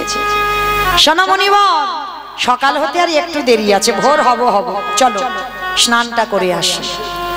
ছুটে গেল যমুনার ঘাটে, আর যেখানে ছেলের দেহটা ভাসছে সেইখানে গিয়ে দাঁড়িয়ে আছে। ভগবান চালাকি করে প্রশ্ন করছে, ভালো করে দেখো তো তুমি কি চেনো? এক বাক্যে বলেছিল, আমি চিনি না, জানি না, দেখিও নি। শোনো, আমি কিন্তু ধ্যানে বসতে পারি, আর যদি বুঝতে পারি এর সঙ্গে তোমার রক্তের সম্পর্ক আছে, আমি কিন্তু প্রসাদ পাবো না তোমার বাড়ি। চরণটা জড়িয়ে ধরে সব সত্যি কথা বললেন। বলার পরে বলছে, দাঁড়াও, কান্নাকাটি করো না, তোমার ছেলেকে আমি বাঁচাবো। কি করে বাঁচাবি? দাঁড়াও, আমার এই ঝোলাতে একটা ওষুধ আছে। কারণ বুঝতে দিচ্ছে না যে আমি ভগবান।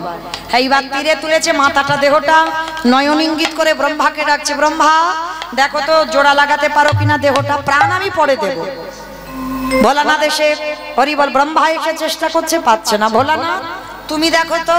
ভোলানাথ এসে চেষ্টা করছে, পাচ্ছে না। যে নামের নামই স্বয়ং ভগবান, তিনি নিজেই চেষ্টা করছে, পাচ্ছে না। মাইরা, আমি বলেছিলাম লীলা শেষে দুটো প্রশ্নের উত্তর, আর দুটো উত্তর নেব, ছুটি।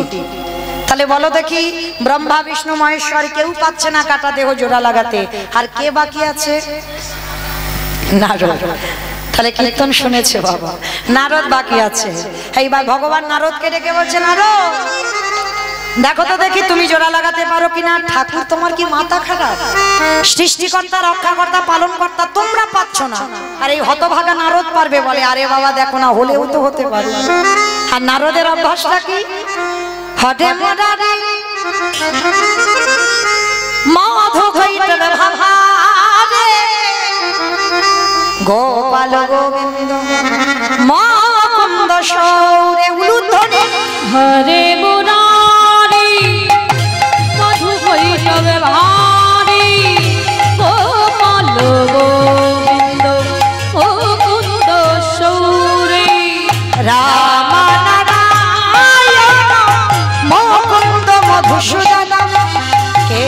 সব কামসারে বৈকুণ্ঠ ধাম। হরে মুরারি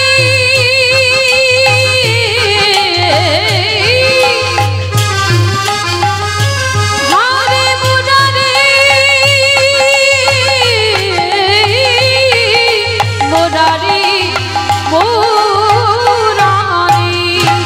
আস্তে আস্তে আস্তে আর 2 মিনিট একটু মিলন করতে দেন, কারণ যারা রাধা গোবিন্দের যুগল ভেঙে উঠে পড়ে তাদের বাড়িতে গিয়ে নিজ নিজ যুগলগুলো ভেঙে যায়। মানে স্বামী স্ত্রী ঝগড়া ঠিক হবে না, তখন যেন বলো না মৌমিতা দিদি বললো বলে এই ঝগড়াটা শুরু হলো। যুগল ভেঙে দেবেন না, যুগল রাখবে তারপরে উঠবে। এইবার কি করেছে, যেই না জোড়া লেগে গেল সঙ্গে সঙ্গে নারদ মুনি চমকে উঠেছে, ও ঠাকুর এইটা কি করে হলো, তোমরা জোড়া লাগাতে গেলে লাগলো না আর আমি ঠেকাতেই জোড়া লেগে গেল। বলে নারদ মনে করে দেখো ত্রেতা যুগের কথা, যেদিন সাগরে সেতু নির্মাণ করবার জন্য হনুমান পাথর ফেলছিল, পাথর জলে ভাসছিল, আর সেদিন রামচন্দ্র মনে মনে ভাবছে হাই ভগবান আমার বউ চুরি হয়েছে, ওরা এত কষ্ট করছে কিন্তু আমি কিচ্ছু করছি না, তাহলে আমারও একটা প্রেস্টিজ আছে, আমাকে 2-4টে ফেলতে হবে। এইবার কিন্তু আবার ভয়, ওরা ফেলছে ভাসছে আর ভগবান ফেললে যদি ডুবে যায়, তাহলে একটু প্রমাণ করতে হবে। ভাই লক্ষণ বলো। কটা বাজে ভাই? 12টা বাজে। 12টা বাজে? হাই ভগবান, অপরাধ নিও না, মৌমিতা জানতে চাইনি টাইম, কে জানলো? রামচন্দ্র লক্ষণকে বলল কটা বাজে, বলে 12টা বেজে গেল। বলে দেখ তো ভাই সব ঘুমানো ভাবছি না, সব ঘুমোচ্ছে, সামনের দিকে ঘুমোচ্ছে। আপনারা না, আপনারা কেন হবেন? হনুমান আর বল্লুকের দল ঘুমাচ্ছে, সারাদিন সেতু নির্মাণ করেছে। তাই এবার রামচন্দ্র 12টার সময় একটা নুড়ি পাথর নিয়ে গেছে, সাগরে ফেলেছে, আর যেই না সাগরে ফেলেছে নুড়ি পাথরটা টপ করে ডুবে গেছে। চারিদিকে দেখছে লক্ষণ, কেউ দেখলো না তো? না না কেউ দেখেনি। বলছে কেউ দেখেনি, কিন্তু গাছের ডালে থেকে হনুমান বলে ঠাকুর আমি দেখেছি। ও ঠাকুর রাত 12টার সময় তুমি নুড়ি ফেলতে এসেছো। বলে হনুমান কাউকে বলে দিও না, একটা সম্মানের আছে তো ব্যাপার। আচ্ছা তোমরা ফেলছো ভাসছে আর আমি ফেলছি, খালি খালি ডুবছে কেন? হে রাম দয়াময়, তুমি যে পাথরে ফেলেছো তারে গায়ে রামের নামে লেখা নাই, আমরা যে পাথরে ফেলেছি তারে গায়ে রামের নামে লেখাই আছে। আজও যারা যাবেন রামেশ্বরে গিয়ে দেখে আসবেন, ত্রেতা যুগে রামের নামের গুণে শিলা জলে ভাসে।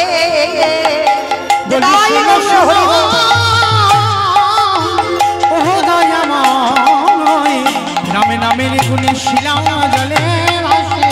আস্তে ফিরে আসেন লীলায়। নারদ মুনি বলছে ঠাকুর বুঝতে পেরেছে, কিছু আর খুলে বোঝাতে হবে না।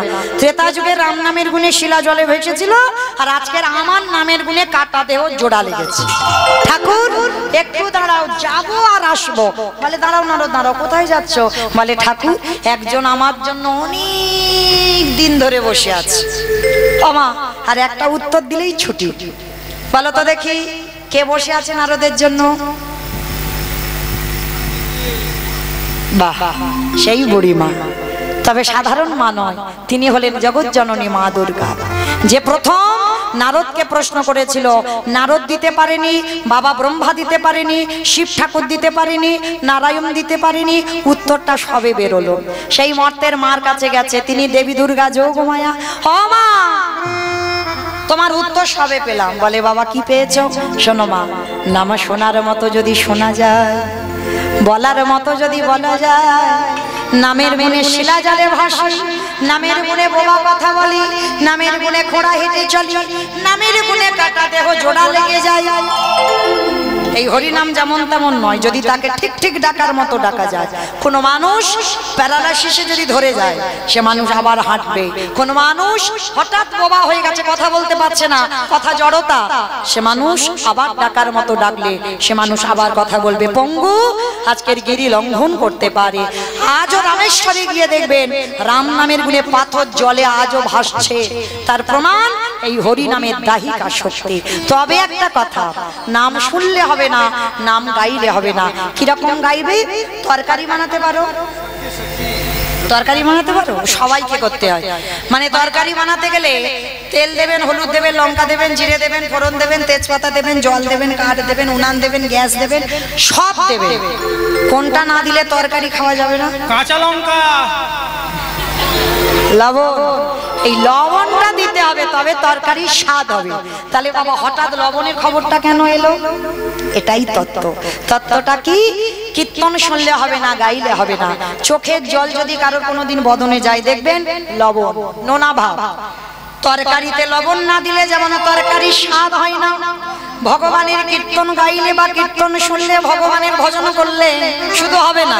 তাহলে তরকারিতে লবণ দিলে যেমন তরকারির তবে স্বাদ হয়, ভগবানকে ভজন করতে গেলে লবণ রূপী চোখের জল যদি কীর্তন শুনতে শুনতে এক বিন্দু তার চরণে পড়ে যায়, সেদিন থেকে তুমি জেনে যাবে তোমার নরজন ধন্য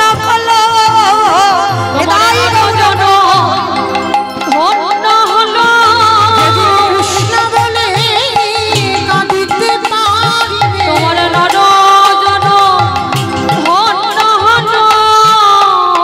ফিরে আসেন লীলায়। এইবার সন্দীপনী মনির ঘরে 4 জন বৈষ্ণব প্রসাদ পেল। প্রসাদ পেয়ে বলছে, তোমার ছেলে তো বাঁচিয়ে দিলাম, এবার আমি আসি, দাঁড়াও। এসেছো নিজের ইচ্ছায়, যাবে আমার ইচ্ছায়, পরিচয়টা দাও। ও বাবা, কালকে থেকে এসে বলছি বৈষ্ণব বৈষ্ণব, আবার কি পরিচয় দেয়? চুপ। আমার ছেলে মরে গিয়েছিল, আমি কি পায়ে ধরে কেঁদেছিলাম বাঁচাও গো বাঁচাও গো? বলিনি তো। তাহলে বললাম না, তুমি বাঁচালে কেন? ঠিক আছে, কান মুলছি, নাক মুলছি, জীবনে আর ভুল করব না, আমি আসি, দাঁড়াও, পরিচয়টা দাও। নারদমণি বলছে, ঠাকুর তুমি এখনো দাঁড়িয়ে আছো কেন? দেখাও তোমার স্বরূপ দেখা। ওই রূপ বড়, ওই রূপ বড় ভালোবাসি, দেখাও তোমার স্বরূপ দেখাও। ব্রহ্মা বিষ্ণু মহেশ্বর নিজ রূপ ধারণ করলো, নারদ নিজ রূপ ধারণ করলো। সন্দীপনী মনি স্ত্রী ছিল মহামায়া, ছুটে এলো। মরা ছেলে যখন প্রাণ ফিরে পেল, 3 জনে বসে কাঁদছে, ঠাকুর ওই রূপ নয়, একবার তুমি যুগল রূপ আমাদের দেখাও। ভগবান থাকতে পারলো না, নেমে এলো ধরায়। মায়েরা, আজকের এতক্ষণ লীলা শুনে কি শিখলাম, কি জানলাম, কি বুঝলাম? এটাই জীব শিক্ষা পেল, ভগবানকে যদি প্রকৃত ডাকার মতো ডাকা যায়। দেখো ছেলে, যে ছেলে টুকরো টুকরো করে কেটে দিল, সে ছেলে বাবা আবার ফিরে পেল। যে ছেলের মস্তক ছেদন করে ভগবানের সেবার আয়োজন করলো, সে ছেলে আবার বাবা বলে আজকের বাবা মার কোলে ফিরে এলো। তাহলে তারে ডাকার মতো যদি ডাকা যায়, আমার ভগবান শেষের দিনে কারোর দরকার হয় না, তোমার সামনে ভগবান ঢাল হয়ে দাঁড়াবে। শ্যামের বামে, শ্যামের বামে, শ্যামের বামে দাঁড়াইল নবীন কিশোরী গো। শ্যামের বামে দাঁড়াইল নবীন কিশোরী, শ্যামের বামে দাঁড়াইল নবীন কিশোরী গো। ওই শ্যামের বামে দাঁড়াইল নবীন কিশোরী। ললিতা বিশাখায়াদি ওই যত সহচরী গো, যত সহচরী।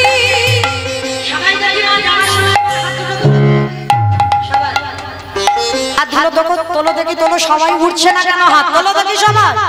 পদ্মের পাতা হে পাতায় দিচ্ছে করতাল, পদ্মের পাতায় পাতায় দিচ্ছে করতাল। ওই পদ্মের পাতায় পাতায় দিচ্ছে করতালি, জ্ঞান দাসী মাগে গানা। নিতাই গৌর প্রেমানন্দে হরি বল। হরি গো চরণ মাধুরী, নিতাই গৌর হরি বল। নিতাই গৌর হরি বল, গৌর হরি বল। আস্তে আমাইরা একটু আমার সঙ্গে সবাই গাইবে, গাইবে। তবে আমি একা গাইবো না, কিন্তু সবাইকে গাইতে হবে। গাইবে তো? বেশ।